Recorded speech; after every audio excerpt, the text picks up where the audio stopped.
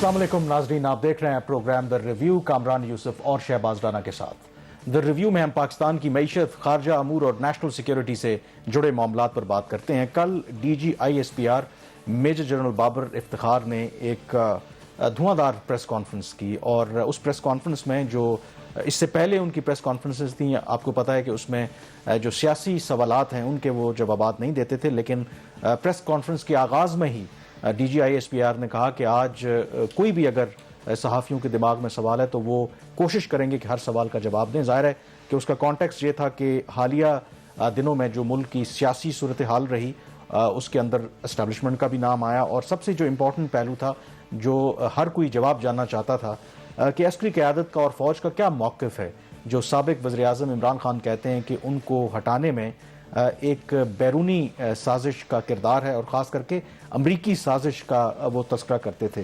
तो बिलाखिर DGISPR ने एक वजाहत ज़रूर की कि नेशनल सिक्योरिटी कमेटी का जो इजलास 31 मार्च को हुआ था, उसमें अस्करी क़यादत ने अपने मौक़िफ़ से ज़रूर आगाह किया, और साथ ही उन्होंने ये कहा कि जो एलामिया जारी हुआ नेशनल सिक्योरिटी कमेटी का, उसमें उन्होंने कहा कि क्या साजिश का जिक्र है।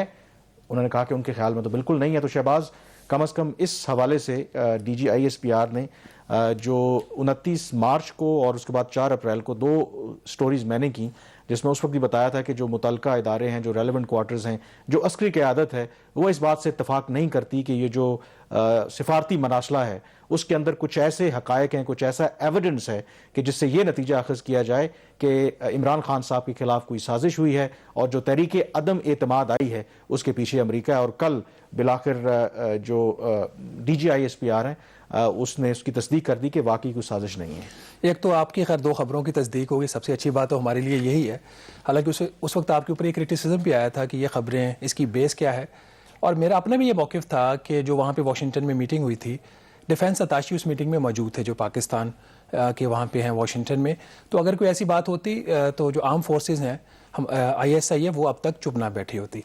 लेकिन मैं ये भी वजाहत कर दूं, जो डिप्लोमेटिक जो केबल है ना, वो चंद लोगों को जाती है, तो वो जो डिप्लोमेटिक केबल जो हमारे एम्बेसडर ने लिखी थी वो DGISI को भी फौरन चली गई थी। तो अगर उसके अंदर कुछ ऐसा मवाद होता उनके बकौल, तो ज़ाहिर है कि रिएक्शन डिफरेंट। लेकिन वो जो मैं ना मानू वाली जो बात है वो तो अभी तक चल रही है। अनफॉर्चुनेटली सोसाइटी हमारी बहुत डीपली डिवाइडेड होगी, और ये मैं कम से कम हम अपने एज ग्रुप में ये पहली दफ़ा देख रहे हैं कि इतनी जो है ना वो डीप डिवीजन है कि किसी की भी बात के ऊपर कोई भी यकीन करने को तैयार नहीं है। ग्रुपिंग्स हो चुकी हैं, पोजीशंस ली जा चुकी हैं। अगर आप सिर्फ इस बात को देख लें कि साबिक़ वज़ीर-ए-आज़म इमरान खान साहब ने जब इस्लामाबाद में परेड ग्राउंड में जलसा किया, तो उन्होंने जो ख़त लहराया था कि मुझे लिख कर धमकी दी गई है गैर मुल्की ताकत की तरफ से, तो वो वहीं पर उनके जो वो सपोर्टर्स थे, जो सिंपैथाइज़र थे, उसके बाद फिर जब उनकी अगली स्टेटमेंट्स आई कि नहीं ये साइफर एक रिपोर्ट है, एक वो एक ख़त है हमारे अपने ही सफ़ीर का, तो पहले ही जो उनको वहाँ पे क्वेश्चन कर लेना चाहिए था। लेकिन अनफॉर्चुनेटली इस मुल्क की एक बदकिस्मती है कि हम जो कल्ट के पर्सनैलिटी होती है, जो कल्ट के फॉलोअर्स हैं, हम जो हक़ाइक़ की बात करना पसंद नहीं करते और सुनना भी पसंद नहीं करते। तो और अब हालत कामरान ये हो गई है कि कोई भी सच की बात नहीं करता। इवन कि कल ये ख्याल किया जा रहा था कि कल की जो प्रेस कॉन्फ्रेंस है उसके बाद चीज़ें काफ़ी बेहतर हो गई होंगी, लेकिन फिर आप देख लें कल से लेके आज तक, इवन कि अभी जो शेर मज़ारी साहब आगे चल के बात करते हैं, उनके ट्वीट के भी जिक्र करते हैं, लेकिन यहाँ पे कुछ हक़ाइक़ जो आपने कहा ना कि वो मैं ना मानूं वाली बात है, कि उन्होंने ये कहा कि ये ज़रूर सवाल हुआ DGISPR से कि अगर साजिश नहीं थी तो फिर हमने अमेरिका से एहतजाज क्यों किया। तो उसके जवाब में उन्होंने ये कहा कि क्योंकि उस मरासले के अंदर जो लैंग्वेज का इस्तेमाल था वो अनडिप्लोमेटिक थी और जो मुतरादिफ थी जो पाकिस्तान के अंदरूनी मामलात में मुदाखलत का, तो इस वजह से ये जो डिमार्च किया गया। अब इसको जो PTI के सपोर्टर्स हैं, PTI के जो वज़रा, जो साबिक़ वज़रा हैं, वो कहते हैं कि ये तो हमारे मौक़िफ़ की तायीद हो गई है।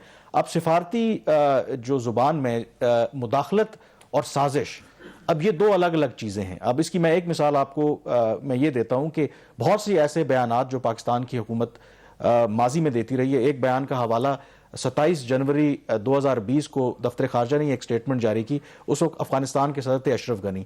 उन्होंने कुछ सीरीज ऑफ ट्वीट्स किए PTM के हवाले से, तो पाकिस्तान ने अपना रद्द अमल दिया। उन्होंने कहा कि ये जो अफगान सदर के जितने जो ट्वीट्स हैं ये पाकिस्तान के अंदरूनी मामलात में मुदाखलत है। तो इसका क्या मतलब हुआ कि क्या वो साजिश कर रहे थे उस वक्त गवर्नमेंट को हटाने के हवाले से। इसी तरह से बहुत से ऐसे मामलात होते हैं कि जब सिफारती आप यूं कह लें کہ ایک ایسا جو انٹرنل آپ کا معاملہ جب کوئی بیرونی جو طاقت ہے یا کوئی بیرونی ملک وہ اس پر تبصرہ کرے تو آپ اس کو پسند نہیں کرتے. مثلا ہم جب بھارت کے اندر جو مسلمانوں کے ساتھ زیادتی ہوتی ہے اس پر جب دفتر خارجہ تبصرہ کرتا ہے تو بھارت کا آپ کو پتہ ہے کیا جواب آتا ہے؟ وہ کہتے ہیں کہ آپ ہمارے اندرونی معاملات میں مداخلت کر رہے ہیں. آپ جتنی مرضی کوشش کر لیں، جنہوں نے نہیں سمجھنا وہ نہیں سمجھے گے. لیکن مجھے یہ بتائیے کہ دفتر خارجہ کا انیشل ریئیکشن کیا تھا جب میں اسی طرف دیکھیں یہ خبر اب یہ معاملہ دیکھیں 7 مارچ کو یہ ڈپلومیٹک کیبل ریسیو ہوئی دفتر خارجہ کو، اور یہ اس طرح کی کیبلز ظاہر ہے جو ہمارے ایمبیسڈرز باہر بیٹھے ہیں وہ بھیجتے رہتے ہیں. اب اس کے بعد 31 مارچ کو جا کے نیشنل سیکیورٹی کمیٹی کا اجلاس ہوتا ہے. اس کے بیچ میں ہمیں نہیں پتا کہ کیا ہوا. 27 مارچ کو ظاہر وزیر اعظم نے پہلی دفعہ بتایا کہ کوئی اس طرح کا خط ہے جس میں ان کو دھمکی دی گئی ہے. جو میری اطلاع ہے کہ جب یہ نیشنل سیکیورٹی جو انیشل جو اسیسمنٹ تھی جو ڈپلومیٹک کیبل آئی، ظاہر ہے اس کے اندر لینگویج سخت تھی، تو اس کو جو سفارتی چینلز ہیں، ڈپلومیٹک چینلز ہیں، انہی کے ذریعے فیصلہ کیا گیا کہ ہم اپنا احتجاج ریکارڈ کرواتے ہیں. اور یہ چیزیں ممالک کے درمیان چلتی رہتی ہیں جب آپ بیہائنڈ دا سین کمیونیکیشن ہوتی ہے.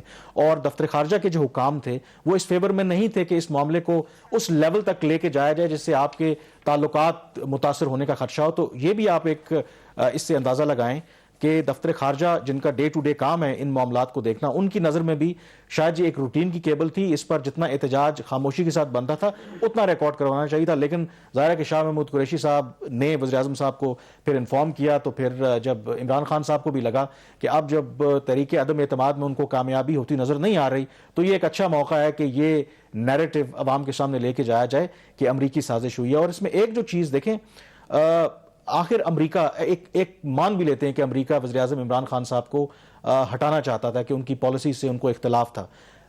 کل ملیہ لودھی صاحب کو بھی میں سن رہا تھا کہ آخر عمران خان صاحب نے ایسا کیا کیا ہے جس سے امریکہ ناراض ہے. مثلا ایک وہ بات کہتے ہیں کہ جی انہوں نے ہوائی اڈے نہیں دیے، وہ تو کل کر دیا D G I S P R نے کہا کہ کبھی اس طرح کی ریکویسٹ آئی نہیں، اگر آتی تو ہم بھی ایبسولوٹلی ناٹ کہتے. دوسرا ایک اور جو اس ڈپلومیٹک کیبل کے اندر بھی ہے کہ شاید جو ہماری اسٹیبلشمنٹ تھی وہ اس فیور میں نہیں تھی کہ وزیر اعظم روس کا دورہ کریں. کل اس کی بھی وضاحت آ گئی. انہوں نے کہا کہ بالکل جو ادارے کا ان پٹ شامل تھا اور جو فوجی قیادت ہے، عسکری قیادت، انہوں نے یہی کہا کہ ہمیں اس دورے پر جانا چاہیے. تو اس کا مطلب یہ ہوا کہ یہ دونوں اگر عمران خان صاحب کو ہٹا کر کسی اور کو لانا چاہتے تھے، اصل فیصلے اس طرح کے معاملات میں آپ کو پتا ہے کہ اسٹیبلشمنٹ ہی کرتی ہے. تو اسٹیبلشمنٹ کم از کم روس کے معاملے میں بھی، بیسس کے معاملے میں بھی، وہ تو وہی بات کر رہے تھے جو عمران خان صاحب کر رہے تھے. تو پھر ان کو ہٹانے کا کیا پرپس تھا؟ تو یہ بھی ان کی بات میں بالکل میرے خیال میں وزن نہیں ہے. اور تیسری چیز جو کل کلیریفائی ہو گئی کہ آرمی چیف جو ہیں وہ ایکسٹینشن نہیں چاہ رہے، وہ ریٹائر ہو جائیں گے. یہ بھی ایک بات کہی جا رہی تھی کہ شاید اس وجہ سے ملٹری اسٹیبلشمنٹ حکومت کے خلاف ہے جی، کوئی ایکسٹینشن مانگ رہے ہیں. تو وہ بھی چیز یہ بالکل یہ بھی ان کا ایک جو بیانیہ ہے وہ بھی ختم ہو گیا کہ شاید جو اختلاف کی وجہ وہ یہ ہے کہ عمران خان صاحب ان کو ایکسٹینشن نہیں دینا چاہتے، جو آرمی چیف ہیں وہ ایکسٹینشن چاہتے ہیں، اس وجہ سے ان کے خلاف تحریک عدم اعتماد لائی. اس پہ بھی انہوں نے وضاحت کر دی. لیکن اب وہی والی بات ہے کہ میں نہ مانوں. ایک اور جو انہوں نے بات کی کہ یہ جو سارا سیاسی معاملہ ہے کہ انہوں نے کہا کہ عسکری قیادت نے ماضی میں جو بھی ہمارا کردار ہے وہ ڈینائی نہیں کیا کہ سیاست میں فوج انوالو نہیں رہی، لیکن اب ایک ویل کنسیڈرڈ ڈیسیجن لیا گیا کہ ہم ایک پولیٹیکل رہیں گے، مطلب سیاسی معاملات میں دخل اندازی نہیں کریں گے. اور یہ جو فیصلہ ہے وہ یہ کہتے ہیں کہ کسی کو فیور دینا یا کسی کے خلاف نہیں ہے، بلکہ یہ ہمارا اپنا فیصلہ ہے کہ ہم آئین اور قانون کے دائرے میں رہ کے کام کریں. ویسے کامران یہ والی بات میں بھی نہیں مانتا.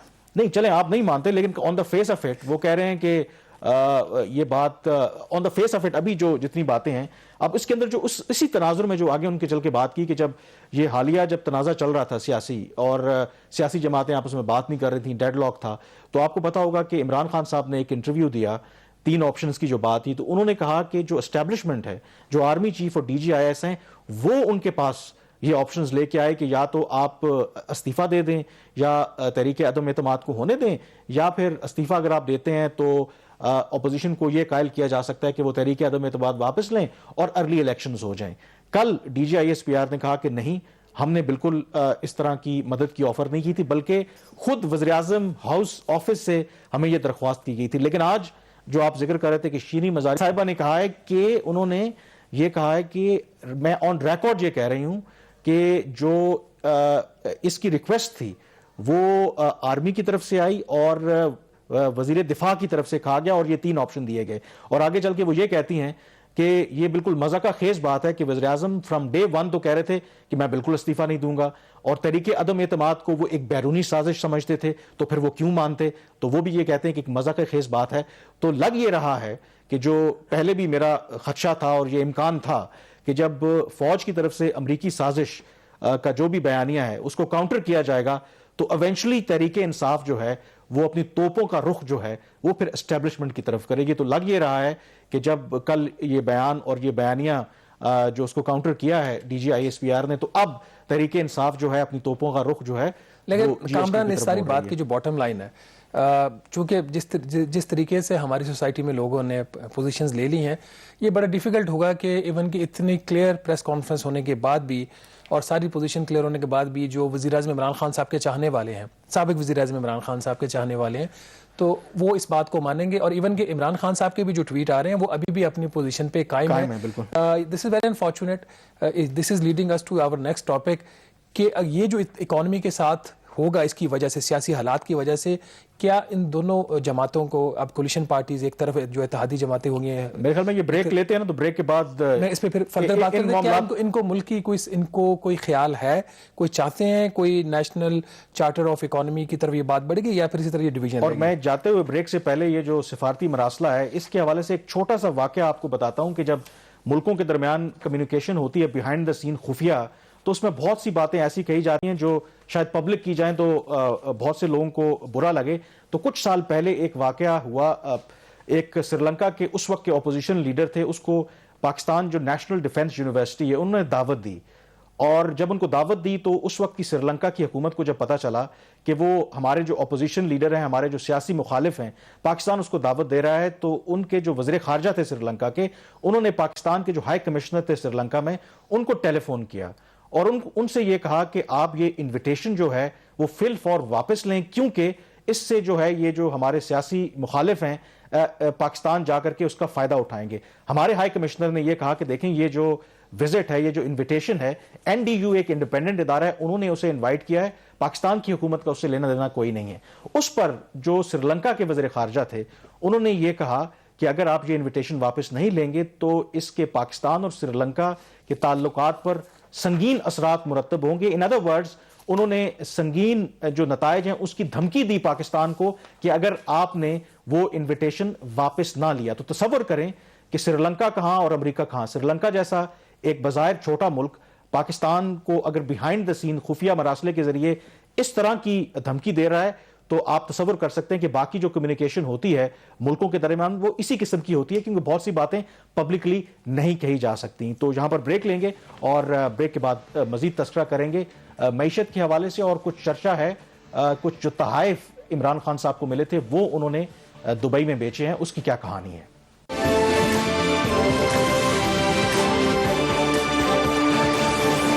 بریک کے بعد ایک دفعہ پھر آپ کو خوش آمدید کہتے ہیں. کل وزیر اعظم شہباز شریف نے کچھ اینکرز کے اعزاز میں افطار ڈنر دیا اور انہوں نے وہاں پہ انکشاف کیا کہ سابق وزیر اعظم عمران خان صاحب نے جو ان کو تحائف ملے تھے جو بیرونی ممالک سے, وہ انہوں نے دبئی میں کچھ 14 کروڑ روپے کے عوض بیچ دیے ہیں. اب شہباز, اب ظاہر ہے کہ یہ توشہ خانہ, سب سے پہلے تو یہ بتائیں یہ توشہ خانہ ہے کیا, کہ لوگوں کو تاکہ پتہ چلے, اور ماضی میں یوسف رضا گیلانی ہوں, نواز شریف ہوں, آصف علی زرداری ہوں, ان کے خلاف نیب کے کیسز چلتے رہے ہیں, یہ جو توشہ خانہ کا معاملہ ہے. کامران, توشہ خانہ بیسیکلی کابینہ ڈویژن کے اندر ہی ایک ڈپارٹمنٹ ہے.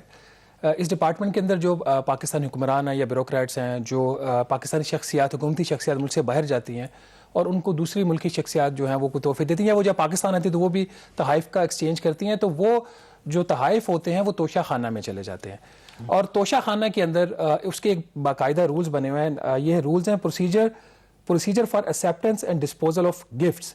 یہ باقاعدہ رولز ہیں ناظرین, یہ کیبنٹ ڈویژن نے نوٹیفائی کیے ہوئے ہیں. 18 دسمبر 2018 کو یہ لاسٹ ٹائم امینڈ ہوئے تھے, لیکن کہا یہ جا رہا ہے کہ یہ جو 18 دسمبر 2018 کی ڈیٹ ہے, جو وزیر اعظم جو سابق ہیں عمران خان صاحب, انہوں نے جو تحائف لیے تھے توشہ خانہ سے وہ اس سے پہلے کے ہیں, تو پرانے رولز کے اوپر وہ لیے گئے تھے. اس کی ڈیٹیل کامران یہ ہے کہ اس کا ایک بڑا ایک رول ہے, رول نمبر 5.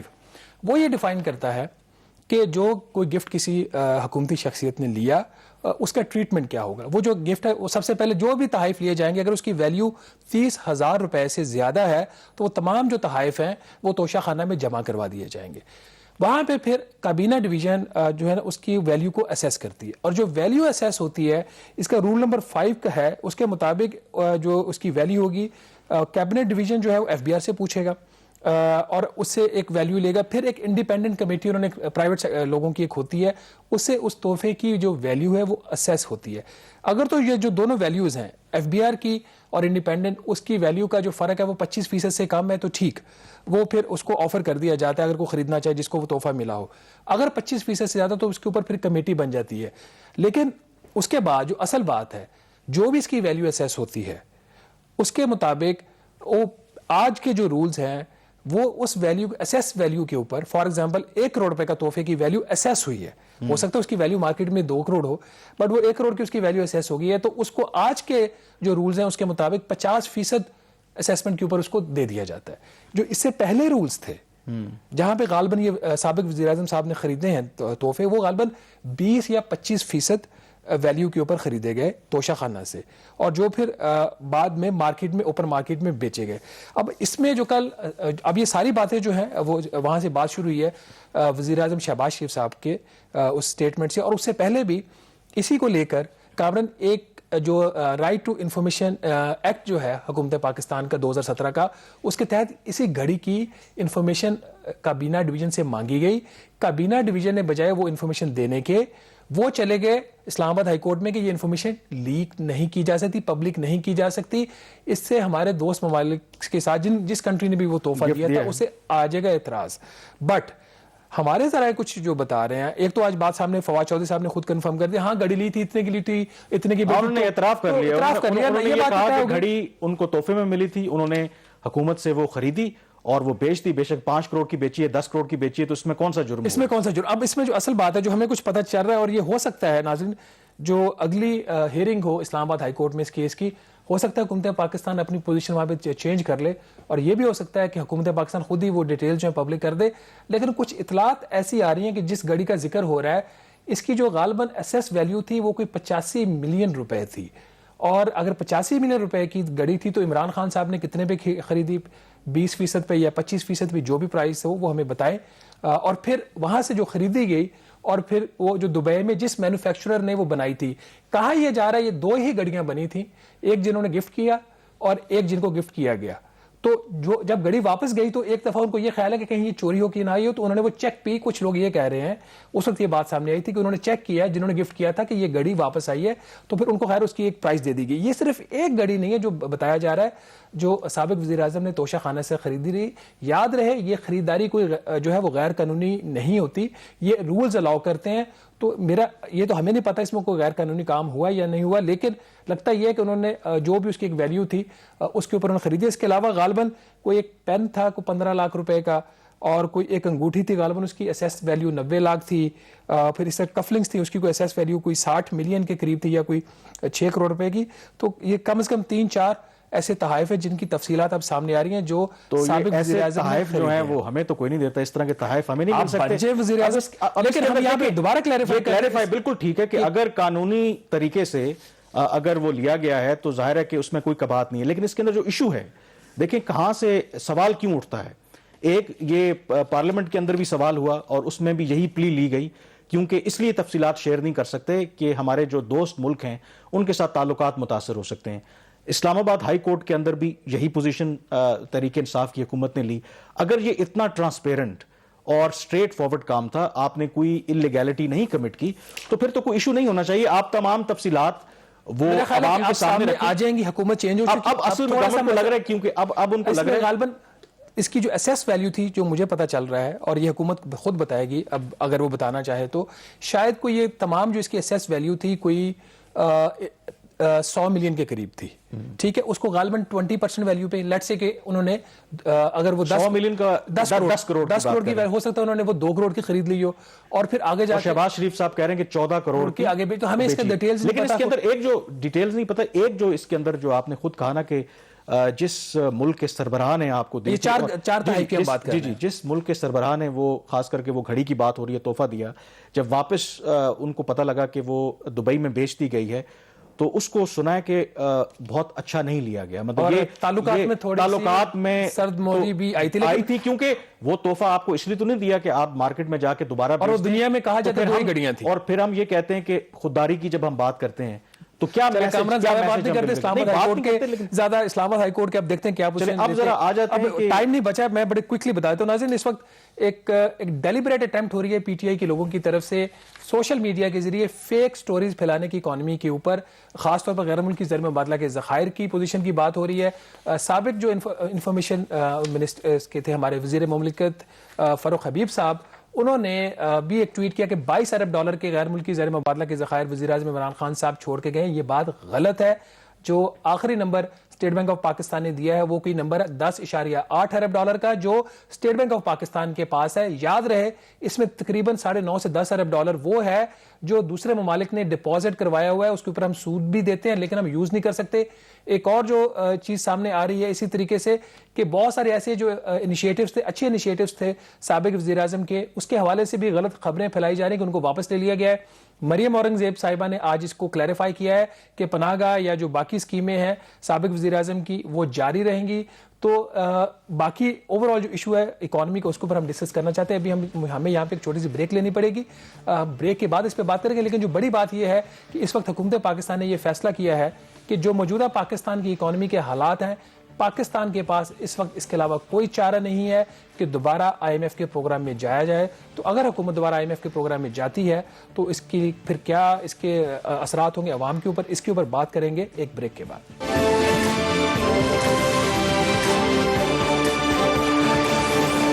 جی, بریک کے بعد ایک دفعہ پھر آپ کو خوش آمدید کہتے ہیں. اس حکومت کے لیے, وزیر اعظم شہباز شریف صاحب کے لیے سب سے جو بڑا چیلنج ہے وہ ہے کہ معیشت کو کس طرح سے درست سمت پر ڈالنا ہے, اور کیا اس چیلنج سے وہ نمٹ پائیں گے. اس پر مزید بات کرنے کے لیے ہمارے ساتھ اسٹوڈیوز میں موجود ہیں محمد زبیر صاحب. یہ ممبر ہیں پرائم منسٹر کی اکنامک ٹیم کے, اور شاید جب اپوزیشن میں تھے تو آسان ہوتا تھا تنقید کرنا, آپ گورنمنٹ میں آ گئے ہیں تو ظاہر ہے کہ ذرا ان کے لیے چیلنجنگ ہوگا. تو سب سے پہلے جو ابھی تک انٹریکشن ہوئی ہے آپ کی وزیر اعظم کے ساتھ, تو امپریشن یہی آیا ہے کہ وزیر اعظم صاحب نے بھی کہا ہے کہ جو تحریک انصاف کی حکومت ہے وہ تو معیشت کو تباہ کر کے چلی گئی ہے. تو تھوڑا سا ایکسپلین کریں گے کہ کیا اس وقت سٹیٹ آف اکانومی ہے پاکستان کی. آئی تھنک ایک تو وہ کہتے ہوئے بھی پاکستانی آرڈنری پاکستانیز کے لیے ان کے کان پک گئے کہ جب بھی حکومت آتی ہو کہتی پچھلی حکومت تباہ کر کے گئی ہے. So having said that really مطلب دا نمبرز کو اگر آپ دیکھیں, موٹے موٹے نمبرز کو دیکھیں تو سب سے بڑا پرابلم, سب سے بڑا میرا خیال ہے, نہیں کہنا چاہیے but one of the main problems balance of payment کا ہے اس وقت, کہ آپ کے پاس سمپل آپ کے سننے والوں کے لیے ڈالرز کم ہیں, اور آپ نے دیکھا کہ پچھلے اس فسکل ایئر پہ جتنے مہینے گزر چکے ہیں تو ٹریڈ ڈیفیسٹ میرا خیال ہے پاکستان کا ریکارڈ سب توڑ دے گا, اور that represents the trade imbalance. اسی طرح سے اس سے جو ریلیٹڈ کرنٹ اکاؤنٹ ڈیفیسٹ ہے وہ, جس پر ایک ہی جو ہمارا ایک انڈیکیٹر تھا جو کہ خراب ہم نے چھوڑا تھا جب ہم گئے تھے, اور اس کو لے کے ہمیں بھون دیا گیا تھا 3 سال تک, جب وہ خراب ہونا شروع ہو گیا تو وہ چپ ہو گئے. انفیکٹ عمران خان صاحب prime minister floor of the house پر انہوں نے ایک دفعہ کہا 2019 میں کہ ایک ہی انڈیکیٹر ہوتا ہے اکانومی میں, وہ کرنٹ اکاؤنٹ کا خسارہ, وہ کرنٹ اکاؤنٹ ڈیفیسٹ ہوتا ہے. اگر وہ ٹھیک ہے بھائی, اکانومی جب چل ہی نہیں رہی تھی, جو کوئی اکنامک ایکٹیویٹی اسٹینڈ اسٹل پر تھی, تو ظاہر ہے کرنٹ اکاؤنٹ ڈیفیسٹ اچھا ہے پورا. وہ کرنٹ اکاؤنٹ ڈیفیسٹ کا چیلنج اس وقت آتا ہے جب گروتھ شروع ہوتی ہے, تو پھر آپ نے اس کو کیسے مینج کرنا ہے. تو وہ ہے. پھر اس سے ایک ظاہر ہے مہنگائی جس کو عام پاکستانی کے حوالے سے. زبیر صاحب جو سوال تھا کامران کا کہ تباہی کی بات کر رہے ہیں شہباز شریف صاحب, تباہی ہے نا, مطلب کوئی 2-3 بڑے ایگزامپلز. بی او پی کا بیلنس آف پیمنٹ ٹھیک ہے $11 ارب 10.8 بلین پر ہے. آپ کی ریکوائرمنٹس ہم نے ری پیمنٹ دینی ہے ابھی تو تقریباً اگلے 2 مہینے میں تقریباً $3 بلین. اور اگر آپ $10 بلین کی بھی کمپوزیشن دیکھیں کہ سعودی اس میں پڑا ہوا ہے جو کہ 72 آورز میں واپس کرنا ہے, which means کہ it is not supposed to be used. $4 Arab China کا, $3 ارب چائنا UAE کا, $2.5 ارب. تو it is almost nothing نا آپ کے پاس, زیرو پہ کھڑے ہیں. تو ایک تو وہ زیرو پر کھڑے, اور دوسری بات یہ ہے کہ ابھی ہم نے کوئی سرپلس کریٹ کرنا نہیں شروع کیا، تو یہ جو آپ کا جو پریشر آئے گا ڈالر پر وہ بڑھتا چلا جائے گا. کہنے کا مطلب یہ ہے کہ ان دا 4th ایئر اور almost ending the 4th year ہمیں آئی ایم ایف کے پاس واپس جانا ہے. اچھا یہی اب آئی ایم ایف کے پاس اگر آپ واپس نہیں جاتے ہیں، یہ بڑا امپورٹنٹ ہے، اگر ہم واپس نہیں جاتے ہیں تو آپ کا جو یہ ڈالر میں سٹیبلٹی ہے یہ نہیں آئے گی اور یہ خراب سے خراب تر ہوتی چلی جائے گی. مہنگائی ابھی آپ اشاریہ دیکھ لیں نا، جہاں ہم چھوڑ کے گئے تھے، ابھی کوئی پاکستان میں کلیم نہیں کر سکتا کہ اس وقت مہنگائی جو ہے سیریس چیلنج ہے عام پاکستانی کے لیے. انفیکٹ جو اکانومسٹ کے حساب سے جو ٹریک کرتا ہے وہ کنٹریز کو، اس میں 3rd ہائیسٹ ہے. I mean 3rd highest is not a enviable situation. اسی طرح سے آپ ان امپلائمنٹ لے لیں، اسی طرح سے آپ غربت لے لیں، اسی طرح سے آپ کوئی اور انڈیکیٹر لے لیں جو آپ تباہی کے رہنے پر ہی ہے. اگر آپ تو آپ کو کس نے کہا تھا کہ تحریک عدم اعتماد لے کے آئے جب آپ کو پتا تھا کہ ایسی سچویشن تھی؟ یہ اسد عمر کو بیل آؤٹ تو نہیں کیا آپ نے؟ نہیں. اچھا یہ بڑا انٹرسٹنگ ہے. دیکھیں اس کا ایک آنسر تو بڑا سمپل سا ہے. We are a political party and we compete for power. لوگ پتہ نہیں کیوں کہتے ہیں یار آپ تو پاور کے لیے کمپیٹ کر. بھائی آف کورس پولیٹیکل پارٹی یا ڈیموکریٹک ہو، ریپبلکن ہو، لیبر ہو، کانگریس ہو، اس کا اسینشلی یہ تو ہم کمپیٹ کر رہے ہیں پاور کے لیے. اور جب بھی موقع ملے گا آپ یہ تو نہیں چوز کرتے کہ اب یہ الیکشن ہونے والے ہیں اور سچویشن اکانومی کی اتنی خراب ہے، اگر ہم جیت گئے تو کیا ہوگا. Having said that آپ ہاتھ کھڑا کرتے ہیں، آپ کہتے ہیں this is where we are اور انشاءاللہ تعالیٰ یہاں سے ہم آگے لے کے جائیں گے slowly but surely. I M F کے پاس جانے کا اصولی فیصلہ ہو گیا، وہ کل ڈیپینڈ کرتا ہے کہ جی کیا کنڈیشنز ہوتی ہیں، بٹ جو ہو گیا فیصلہ ٹھیک ہے. اب جو شرائط ہے چوائس آپ کے پاس ہے تو مجھے بتا دیں. ہم کہتے ہیں جی آپ جائیں واپس، پھر ہم آپ سے پوچھیں گے. ٹھیک ہے آپ جائیں نا، پھر پوچھیں گے آپ. اب آئی ایم ایف کی جو شرائط آن ٹیبل ابھی بھی ہیں، جیسے آپ نے جولائی سے جو بھی حکومت ہے ان کی تو پاکستان کے ساتھ شرائط ہے نا. جولائی سے آپ نے جو سیلریڈ کلاس ہے اس کی ٹیکس سلیبز میں 30% اضافہ کرنا ہے. آپ کے جو باقی جی ایس ٹی کی ایگزمپشنز ہیں، فرٹیلائزر ہے، باقی جو رہ گئی ہیں چند ایک، وہ بھی آپ نے ساری وڈرا کرنی ہے. اس کے ساتھ آپ نے روپے کو بالکل اس کی ایکسچینج ریٹ کو ٹچ نہیں کرنا، مطلب مارکیٹ انٹرونشن نہیں کرنی. چوتھا آپ کی بجلی کی قیمتیں اوور ڈیو ہیں، آپ نے بڑھانی ہے. تو یہ تو وہ سارے ریسیپیز ہیں. بتاؤں based on my own experience, آپ کو پتا ہے جب وہ ڈار صاحب تھے یہاں فائنانس منسٹر اور میں پرائیویٹائزیشن میں تھا، تو جو 12 ریویوز تھے آئی ایم ایف پروگرام میں ہم گئے تھے، تو 12 ریویوز میں، اور وہ تو ایک ایکچوئل ریویوز 4-5 دن کا ہوتا تھا دبئی میں، اور اس کے علاوہ جو بیک ڈور پہ جو بھی بات چیت ہو، تو فارچونیٹلی ہے.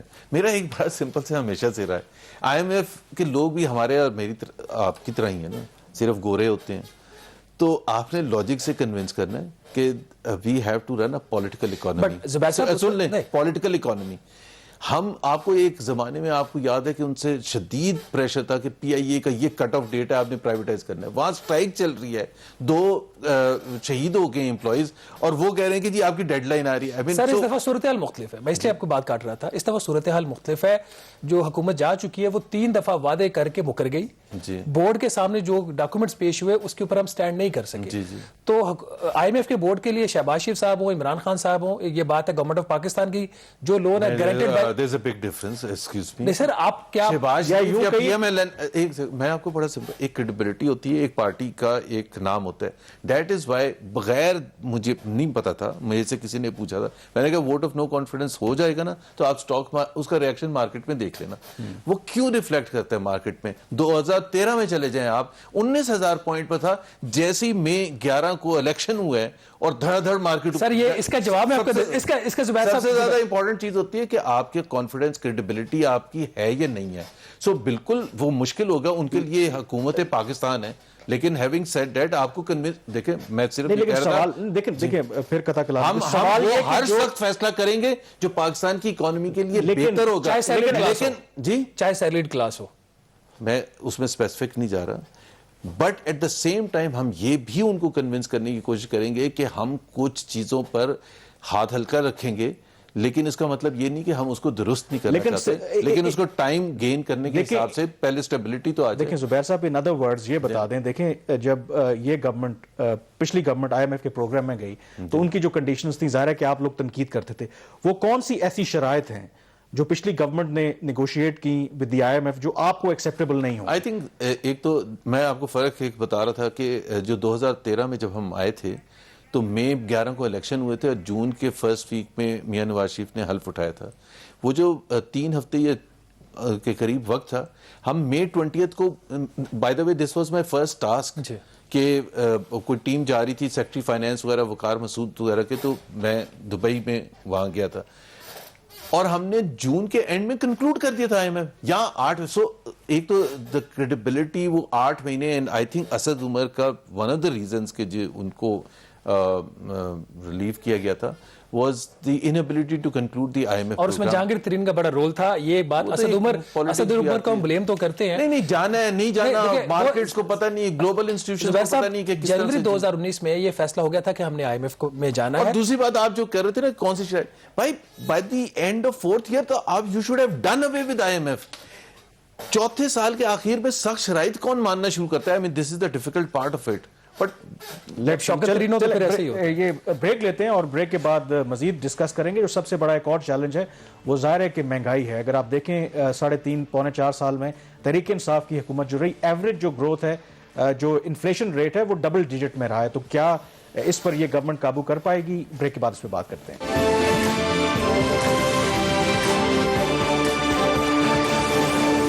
بریک کے بعد ایک دفعہ پھر آپ کو خوش آمدید کہتے ہیں. محمد زبیر صاحب ہمارے ساتھ موجود ہیں اور ان سے ڈسکس کر رہے ہیں کہ کیا یہ جو نئی گورنمنٹ آئی ہے ان کے پاس کوئی پلان ہے کہ جو پاکستان کی اس وقت معیشت کی جو بری سچویشن ہے اس سے باہر نکالا جا سکے. اب یہ بھی اطلاعات آ رہی ہیں, ظاہر ہے کہ IMF کے پاس تو ہم جائیں گے ہی جائیں گے.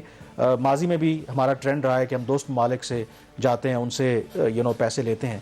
تو سنا ہے کہ شہباز صاحب سعودی عرب اور چین کے دورے پر جا رہے ہیں. تو کیا one of the objectives of this visit is کہ ان سے ہم کوئی فائنینشیل بیل آؤٹ پیکج لینے کی کوشش کریں؟ میں آپ کو بتا دوں کہ شہباز صاحب بالکل اس چیز کے اگینسٹ ہے کہ جی بیل آؤٹ پیکج. میں آپ کو بالکل فیکٹ بتا رہا ہوں, اور یہ ریسنٹ ڈیز کی بات ہے.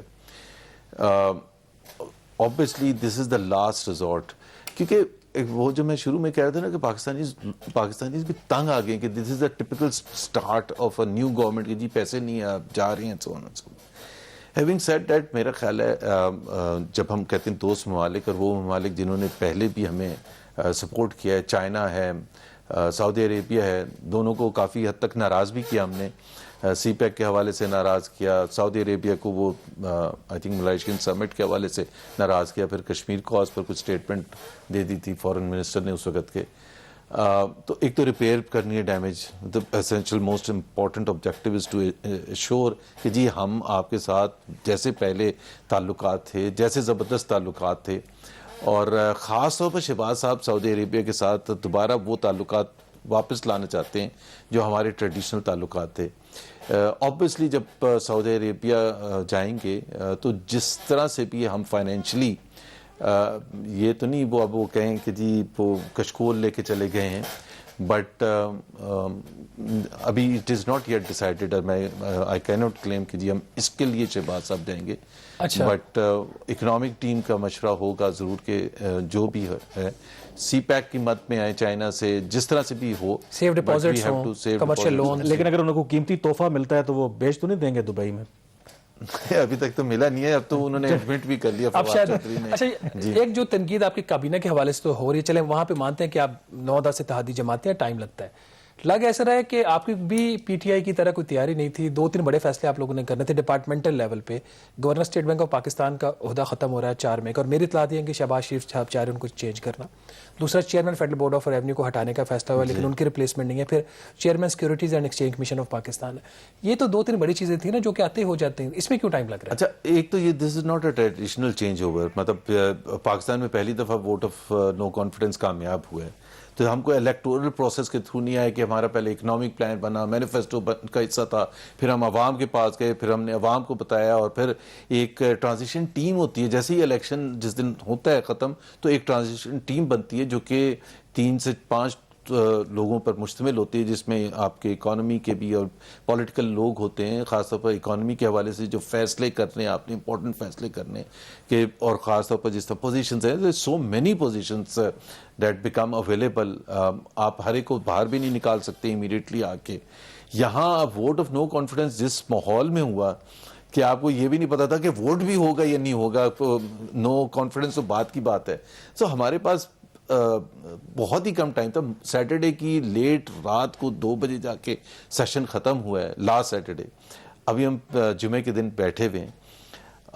تو yes, it could have been speeded up a bit. زبیر صاحب مسئلہ یہ ہے نا کہ جب اگر آپ آئی ایم ایف ٹاک شروع ہو جاتے ہیں تو جو دو ادر کی پلیئرز ہوتے ہیں آپ کے وہ چیئرمین ایف بی آر ہیں اور governor State Bank of Pakistan, اس کے اوپر تو آپ لوگوں کو 24-48 گھنٹے میں فیصلہ کرنا ہوگا نا؟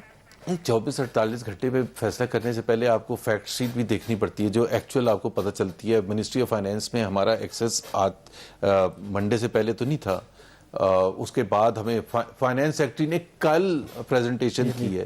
ایف بی آر چیئرمین سے میرا خیال ہے جس دن مفتاح اسماعیل کی پریس کانفرنس تھی اس دن ملاقات ہوئی تھی فرسٹ ٹائم. فرسٹ آپ ہینڈ سنا ہے چیئرمین ایف بی آر وہ جواب نہیں دے سکے، دو ہی سوال پوچھے مفتاح نے، اس کے جواب نہیں تھے ان کے پاس. اب وہ تو آپ کو فرسٹ ہینڈ نالج تو اسی دن ملی نا، اس کے بعد پھر آپ کہتے ہیں اچھا پھر transition period please understand fiscal year ختم ہونے میں 2 مہینے رہتے ہیں اور this is the last time to change F B R chairman in normal. چلیں زبیر صاحب 20 سیکنڈز ہیں، آج 15 اپریل ہے. 20 سیکنڈز میں اکانومی 20 سیکنڈ نہیں، اکانومی کی نہیں بات کر رہا، کیا پیٹرول کی قیمتوں میں اضافہ ہو رہا ہے یا وہ ریلیف پیکج کنٹینیو کرے گا؟ لیٹس ویٹ اینڈ سی. اچھا چلیں لیٹس ویٹ سی، کیونکہ کچھ گھنٹوں کے بعد ہی ظاہر ہے کہ فیصلہ ہو جائے گا کہ کیا پیٹرول کی قیمتوں میں اضافہ ہوتا ہے یا پھر جو سابق وزیر اعظم ریلیف پیکج دے کر گئے تھے وہ یہ گورنمنٹ بوجہ مجبوری جو ہے اس کو کنٹینیو رکھے گی. پروگرام دا ریویو سے اتنا ہی. مجھے کامران یوسف اور شہباز رانا کو اب اجازت دیجیے. اللہ حافظ.